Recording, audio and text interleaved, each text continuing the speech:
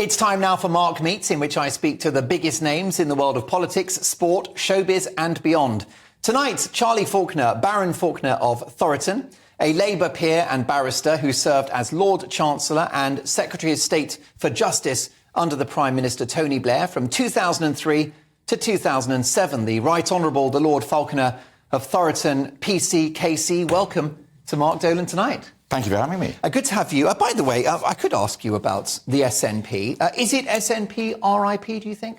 I think it's very problematic for them. I think they've managed to avoid any focus on their failures in relation to public service, justice, health, education, because they've managed to keep the focus on independence. But when they've got no leader that can make people focus on independence, and the focus moves away from this great constitutional issue to what's it like in our schools, what's it like in our health service, which is very, very bad. What's it like in relation to, and you referred to this in your introduction, drug deaths, then they will go the way of all political parties. They come down after they've been up. However, and that's what's happening. Scottish Labour need to raise their game, don't they? Well, Anna Sarwar has been a very, very good leader. And you've seen the Scottish Labour Party go up and up, and of the people who are the most charismatic and the people whom the Scottish public may well be attracted by, Anna, I think, is in the lead at the moment. Let's talk about what's happening at the moment in our current politics. In 1997, the mood music in the run-up to that election is that a Labour government is coming. Are we in the same place now? Well, I think people have really turned against the Conservative government. I think people feel that the public service has been wrecked, not just by an immediate financial crisis, but by 13 years of neglect by a very poor government. I think the time has come for the Tories to go. I think people are hoping that there will be a Labour government, but Labour's got to lay out, as they are doing, what they intend to do when they become a government. I think the time has come for sensible, grown-up government with a party that the people will trust more than the party that is currently in power. But that sounds like a negative proposition. It's not a ringing endorsement. The Tories are rubbish, that's why we need Labour. Well, we had this huge event in 2019 where the country decided that they would stick with Brexit. Having voted for the Tories big time in 2019, a more natural sequence of events politically would have been that government would have had one term, maybe two terms, in which they could, as it were, give effect to Brexit. They've done absolutely nothing. Part of the problem has obviously been the pandemic, which they cannot be blamed, but they've done nothing. And so the political world has been turned upside down. The time has come for a change. I think most people would want to change at the moment, and that isn't in the natural run of things. The momentum, though, is not comparable with 97, is it? And why not? It feels completely different from 1997, I think, for two or three reasons. First of all, the people's view of politicians has changed. There's been the politicians, there's been the expenses scandal, there's been the social media change in the way that people are looked at. Can't stand a lot of them. There's a feeling about can't stand the lot of them because they can't stand the government. That's why, basically. So you feel, I mean, in the build-up to 1997, people really thought change was coming. People really, really thought that the Labour government was coming that would make change. And my goodness me, it did make change in a whole range of ways. It transformed the Constitution. It invested vast amounts of money, more than previously, in, for example, the health service. It really improved education. 13 years after we lost power in 2010, it feels terrible again. But now people don't have that sort of expectation, politicians, that they used to. So it's different. You cohabited with Tony Blair. It's the most... I did. You're probably tired of that reference now. At all. I mean, right. obviously... It dogs you in every interview, I would have thought.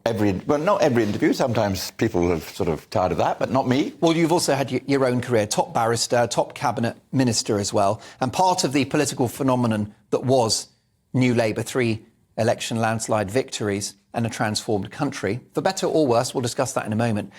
You pursued a career in politics when you cohabited with... you pursued a career in law when you lived with Tony Blair. Tony Blair went into politics. Why didn't you follow Tony Blair into politics? I lacked his courage. I mean, we were both lawyers.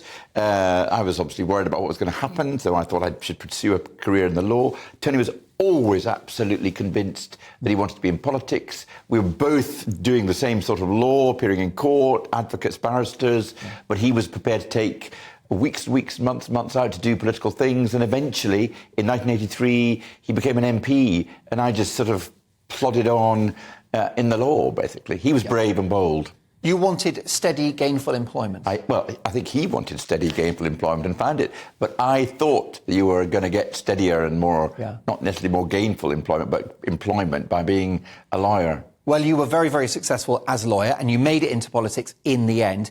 Was it clear at the time when you cohabited with Tony Blair that he was destined for great things? Did this guy have something about him?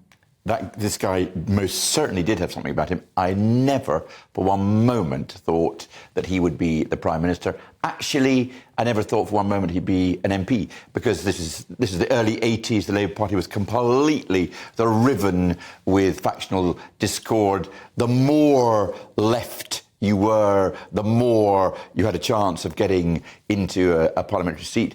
Tony was left of centre, but not as far left of centre as the Labour Party was at the time. Michael Foot was the leader at the time. Michael Foot was the leader at the time, and you'll recall he becomes an MP, Tony Blair, in 1983, when we have what Gerald Kaufman described as the longest suicide note in history politically. So he really fought to get there, and he was really brave in getting there, because he was basically joining up to an adventure that, using your language, Mark, was not leading to gainful employment, unless you regarded gainful employment as being permanently in opposition. Indeed, and of course it was a staggered approach from Labour. It was episodic, wasn't it? Because it was Neil Kinnock who made important reforms to Labour and dragged them into the centre ground. Then the late great John Smith, and then Tony Blair. Exactly. So he achieved big things, Blair, but the way was paved for him to a degree. Exactly. And, Neil Kinnock was an incredibly brave, inspirational leader. John Smith was somebody whom everybody trusted. Tony Blair was building on their shoulders, moving the Labour Party to a position that was progressive, i.e. left of centre, but absolutely connected with the problems of the country at the time. Margaret Thatcher got Labour voters to vote Tory. Yeah. And Tony Blair got Tory voters to vote Labour. Exactly. How did he do it? He did it by convincing people that they could trust him not to take away their existing prosperity, and for those not with prosperity, they could aspire to achieve under Labour. And at the same time, those who were most dispossessed would be properly and fairly treated. So Tony Blair and then Shadow Chancellor Gordon Brown didn't frighten the horses? It's more that they didn't frighten the horses. They didn't frighten the horses, but they also offered change. The country did. I mean, you will remember this, Mark, as a student of politics. The country did want change desperately in 1997. The Tories were mired in sleaze. Yeah. But, I mean, they were mired in sleaze. Eurosceptics were undermining the then Prime Minister, John Major. Exactly. And look at it now.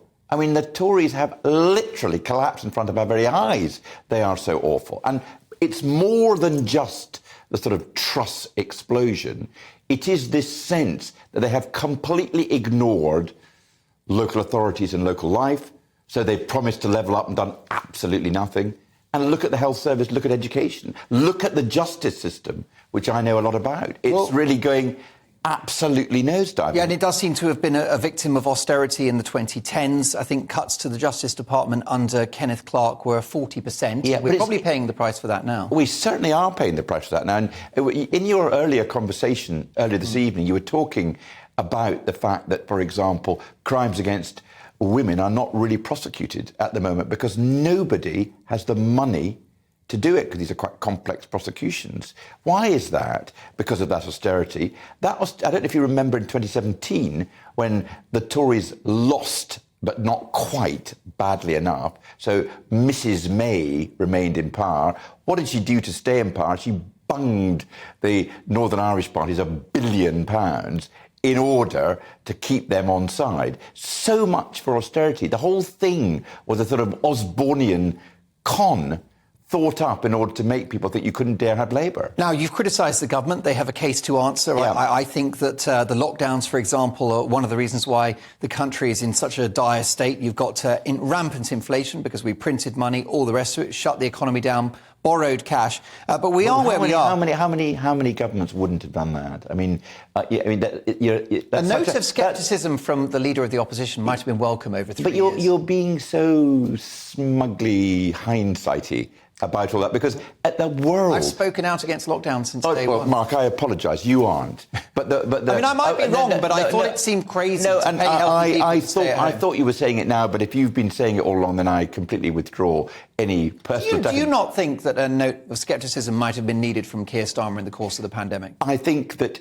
as the country faced the worst health crisis it had ever faced since the influenza in 1918, I think it was perfectly reasonable and right for the opposition to give the government support at that particular point. Because the view, and it might have been wrong, it might have been right, I think it was actually right, was we have to stop the disease spreading. If we don't stop the disease spreading, there will be millions more deaths than there were. And talking to people who worked in the health service at the time, I think it was a lot worse in hospitals than we could ever have imagined. Now, Charlie Falconer, I've got 2 minutes, but you are a succinct man.